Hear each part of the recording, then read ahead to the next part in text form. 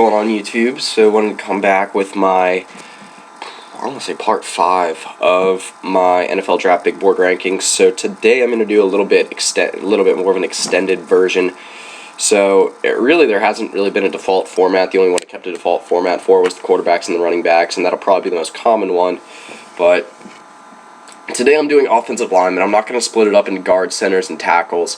I could do tackles by itself. That's really the only one I could do by itself and make a quality video, just because guards and centers are very, very, very thin in this class. So go ahead and get at it. Start with my number 1, and that is the 6'5", 305-pound tackle out of Ole Miss. That's Laremy Tunsil.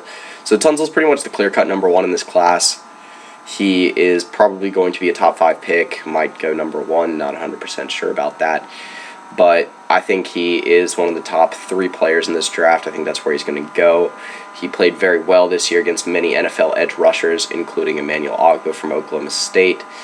Also, Carl Lawson from Auburn, who probably gave him the most trouble this season, but still had a good game against Lawson. And then, most notably, against Myles Garrett, the very talented defensive end out of Texas A&M, did not give up any sacks in that game. So, excuse me, not feeling too great today. Move on to my second player, and I have the 6'5", 315-pound tackle out of Notre Dame, and that's Ronnie Stanley. So, Stanley was pretty good this year. He was not great. Could have done a little bit better, I feel like, this year. He took over for an NFL offensive tackle, and that was Zach Martin, who graduated last year. But I think that he will still be a top 10 pick. That's where I have him projected as. He is, for me, the clear-cut second best tackle in the draft, and I think he's going to stay that way. So move on to my third player, and that is the 6'7", 315-pound tackle out of Ohio State, and that's Taylor Decker. So Decker had a pretty good season this year. He will be one of the bigger losses for the Buckeyes, but he is a senior, so he had to leave. He's a little bit better in run blocking than he is pass blocking, but he pretty much always had a quarterback that was pretty fleet of foot, regardless if it was Cardale Jones, JT Barrett, or Braxton Miller. But I think he's going to be a very solid tackle in the draft, or very solid tackle in the NFL. He is one of the bigger tackles in the draft, and I think he projects as a top 20 pick. So move on to my fourth player. I keep on saying tackle, but it is a tackle, and he is the 6'6", 325-pounder out of Michigan State, Jack Conklin. So Jack Conklin was very good in 2015-2016. Very good run and pass blocker. Protected Connor Cook very well. Cook was banged up a little bit this year, but he was a very good solidifier for the edge for LJ Scott at the end of the year. I think he is good, like I said, good on both ends. He's not the biggest tackle in the draft, but he still has very good size, and I think he's pretty interchangeable regardless if he wants to play right or left tackle in the pros, so I think that could help out his stock a little bit. For me, he projects as just a general first-round pick, probably mid to late first round. So move on to my fifth player, and I have the, I believe 6'6", 320-pound tackle and guard out of LSU, and that's Vidal Alexander. So Alexander is one of the most versatile players in the draft, and for that I think he will go in the first round. He is pretty quick and athletic just as a general offensive lineman. Not a great 2015. I think that a lot of people, or a lot of scouts, are saying he looked a little bit slow this year, but I just think his utility, his usefulness for any team will keep him in the first round. For me, overall, I guess he projects as a late first to early second round pick, though. So move on to my third player, and I have another LSU player, the 6'6", 309-pound tackle out of LSU, Gerald Hawkins. So Hawkins, I think, has a very shaky draft stock. He had a good 2015. He replaced La'el Collins this year at LSU. But he could, I think another year at LSU could have helped him. Like I said, it's shaky draft stock. If you look in mock drafts, in my mock draft, he goes in the first round, but in many mock drafts, he goes anywhere from the first to the third round. So For me, he projects as a first to second round pick, or actually, yeah, first second round pick, late first, early second. And I think that while he had, like I said, had a little bit of trouble this year, he really did struggle against some of the more talented teams in the country, that he does have a lot of upside. He's a raw talent, and I think some team will take advantage of that in the late first, early second. So move on to my 7th player, and he is the, I believe, 6'6", 285-pound center out of USC, Max Turk. So I think Turk is pretty much the clear-cut number 1 center in the draft. And again, not a very deep class for centers. For me, he projects as a first to second round pick, but I think he could end up falling as late as the 3rd round. I think that he had a better 2014 than he did 2015, but he is pretty quick and athletic for the center, and that should be able to keep his draft stock up. So, move on to my number 8 player, and I have the 6'4", 305-pound guard out of Kansas State, Cody Whitehair. So Cody Whitehair is one of the quicker guards in the draft. He is pretty athletic. He was taught and brought up right by Bill Snyder. For me, he projects as a first to second round pick. If a team really needs a guard, I could see him going a little bit earlier than he's supposed to. For me, I could see him mainly being drafted like late first round or mid-second round. For me, probably mid-second round pick. Alright, so move on to my, I believe, number 9 offensive lineman, and he is the 6'7", 300-pound offensive tackle out of Indiana, Jason Spriggs. So, Spriggs was a guy that didn't have a whole lot of chance to expose himself nationwide. Really, the only time he had a chance to was against Ohio State and Michigan doesn't really have that many great edge rushers. They were mainly a solid secondary team. But really, I think the best chance Jason Spriggs had to show this year was against Ohio State, and he played pretty well against Joey Bosa, probably one of the best players in this draft. And I think that he projects as a second or third round pick. I could see him with a solid Senior Bowl. I believe he is going to the Senior Bowl. Yeah. If he has a solid Senior Bowl, solid combine, I think his draft stock could rise. I don't see it falling much further than the third round, excuse me. Overall, he projects as a second or third round pick for me, though. So, move on to my number 10 offensive lineman, and I have the 6'5", 334-pound guard out of Arkansas, Sebastian Tretola. So, Tretola was part of the biggest offensive line in college football this past year at Arkansas, mainly getting a chance to showcase his run-blocking ability with Alex Collins in the backfield, also blocking for Jonathan Williams a little bit as well. I think that Tretola is one of the better run blockers in the league in college football, and I think he will project as a second to third round pick. So move on to my number 11 player, and I have the 6'4", 301-pound center out of Notre Dame, Nick Martin.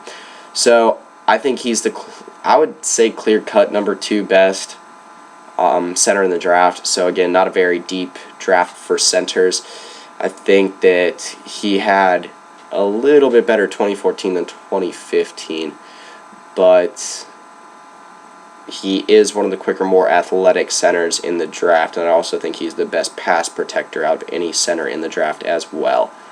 Did a good job protecting for really whoever was there for Notre Dame at the time, and I believe he started for quite a while, actually.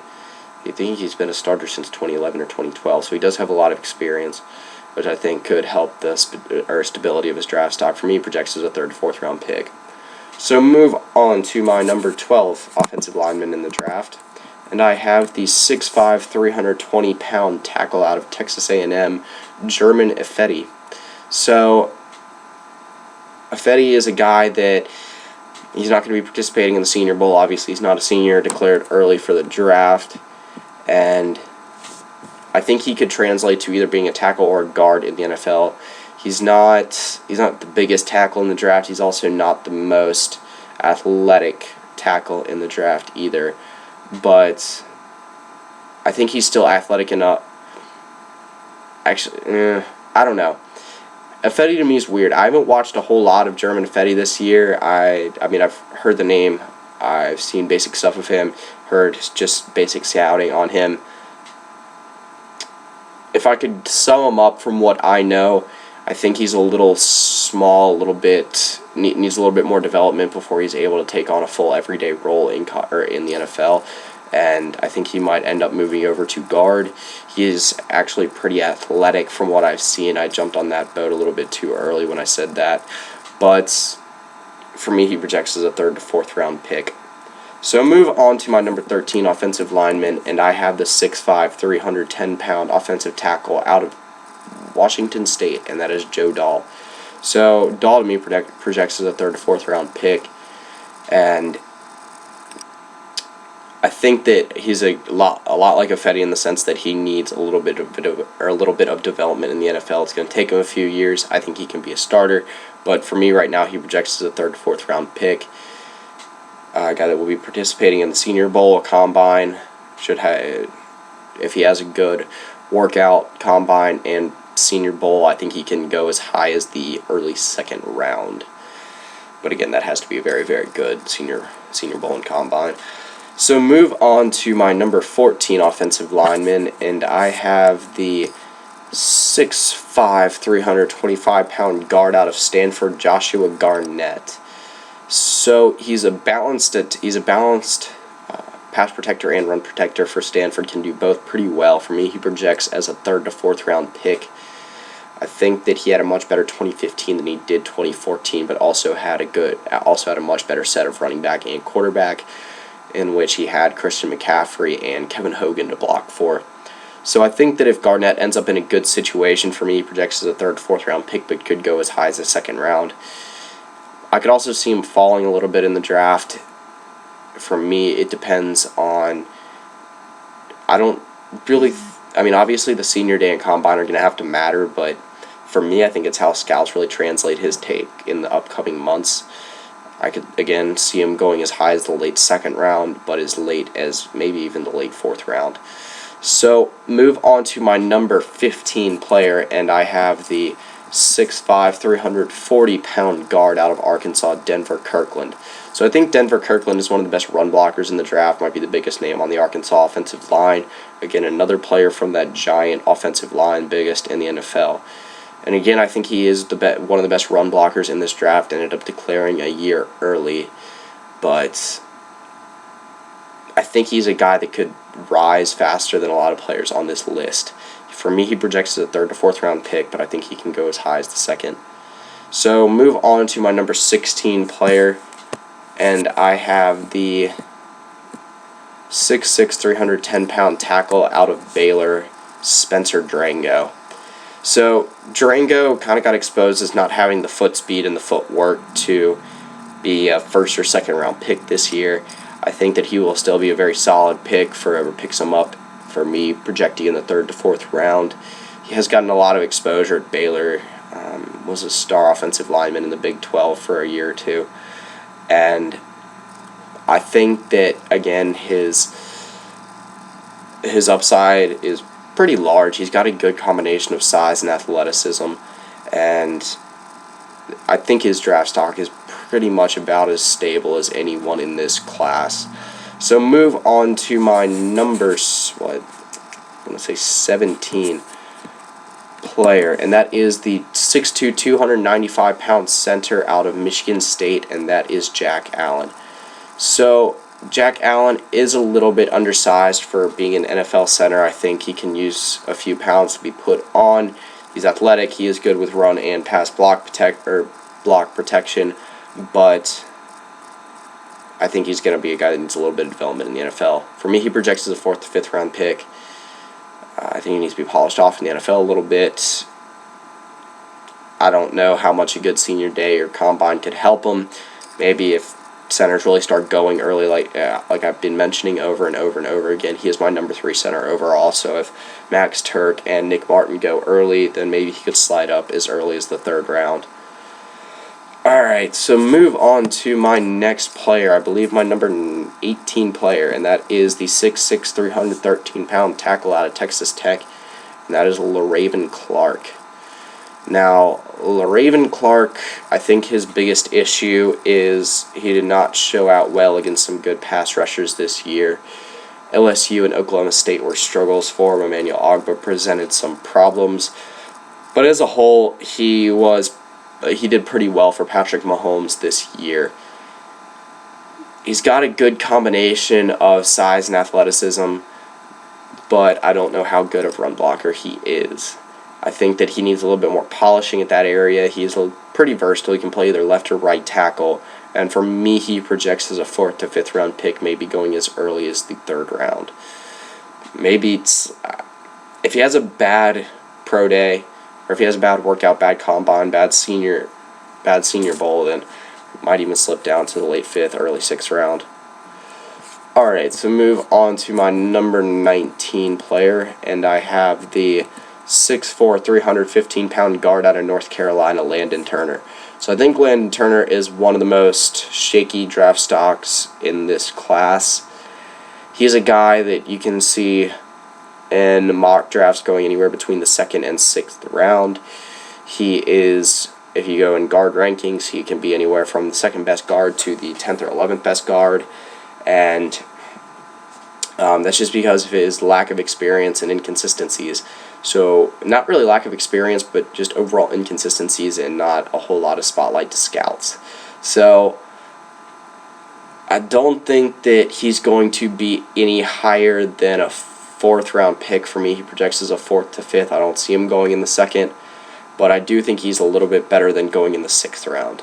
So I could maybe seeing him fall to the early 6th. It depends on how good he does in the Senior Bowl. He does have a lot of upside.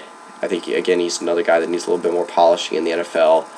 Wasn't consistent really either with pass blocking or run blocking, so we'll see what happens. But he did have experience blocking in front of 2 solid players with Elijah Hood and Marquise Williams this year in North Carolina. So move on to my number 20 and my last player. And he is the 6'3", 320-pound center out of Missouri, Evan Beam. So Beam is, if you looked at the beginning of the year, he was ranked as high as the best center in the draft. I think that he didn't have a great year. He struggled. He was kind of, along with Missouri this year, just straight struggle. I think if he does have a good senior day, kind of proof that he's the same center that we've seen him for the last 2 years before this, that he can go as high as the 3rd round, maybe even the 2nd. Again, centers are a little bit shaky in this class. He projects for me as the 4th best center right now, and overall I think he's going to be a 4th or 5th round pick. So move into my 5 outside. So my 5 outside are going to be in the 5th round and later under my projections. So my first one into the 5 outside, again, I mentioned this in every video, these are in no particular order. I've got the 6'4", 309-pound guard out of Boise State, Reese Odiombo. So I think Odiombo had almost as impressive a season as any guard in this list. He's a little bit, I think he's a little bit unpolished. He definitely could use some help in the running game. I think to seal the edge, he wasn't great this year, but I think he's a guy that has a lot of upside and could definitely use a good Senior Bowl. Again, he was as impressive as anyone pass blocking this year. I think he was in this list for guards at least. But again, for me, he projects probably as the 5th round pick. So move on to my number 2 player on the 5 outside. Let's see if I want to say the 6'7", 298-pound tackle out of Stanford, and that is Kyle Murphy. So a guy that maybe was a little bit higher draft stock to begin the year. For me, projects as the 5th round pick. A guy that could, with a solid Senior Bowl, could go as high as maybe the 4th round. So he's a better run blocker than he is pass blocker. I think he needs to put on maybe 10, 15 pounds before he starts actually being a solid NFL guy, but I think he will be a good depth guy for whoever picks him up. So move on to my number 3 player on the 5 outside, and I've got the 6'5", 309-pound tackle out of Western Michigan, Willie Beavers. So Beavers was a starter on a very good Western Michigan team this year, a team that had a very good offense, and I think he is a pretty balanced offensive tackle. He's got a pretty good combination of length and athleticism, and I think that he is one of the more NFL-ready tackles in this draft. I think he could play at either tackle or guard, but it'll actually probably end up being guard if he stays in the NFL long term. So move on to my number 4 player on the 5 outside, and I have the 6'4", 300-pound guard out of Missouri, Connor McGovern. So again, a lot like Evan Beam, not a great year, but he is still, for me, one of the top 10 guards in this draft. He's a guy that was a little bit higher in the preseason projections for the NFL draft, and I could see him maybe putting on about another 5-10 pounds and maybe being a everyday guy in the NFL maybe 3 years down the line. Again, projects maybe a 5th or 6th round pick for me. So move on to my 5th and last player in the draft, and he is a 6'2", 290-pound center at Texas A&M. And that is Mike Matthews. So Matthews has been pretty good since he took over in 2013. I think he needs to get bigger. He needs to get a little bit stronger, but he is pretty fleet of foot for a center in college football. Pretty fast, athletic, and I think a guy that is definitely has a lot of upside for the NFL. And again, projects for me as high as the 4th round, but probably around the 5th or 6th round. If he can have a solid Senior Bowl and work out, show that he's got room to grow and he can put on a little bit of weight, really even before the start of next season, then he can end up actually probably going, like I said, in the early, maybe mid 4th round. Alright, so that concludes my offensive lineman video, a nice long video detailing every offensive lineman that I consider my top 25 for the draft. So tomorrow I will be coming back with defensive tackles and move into the defensive side of the ball. So about halfway done with this. If you haven't yet, go check out my NFL mock draft video, and then every other offensive position, which is tight end, wide receiver, running back, and quarterback. All those videos are done and posted already. Some of them will be in the link in the outro, I believe, the wide receiver and running back videos. So that's pretty much it. So yeah. So coming back with my part 3 of the NFL draft big board. So today I'm doing my wide receiver rankings, and since wide receivers generally has a deeper amount of picks than quarterback or running back, I'm going to do top 12 instead of top 10. Not a big difference, but anyway, move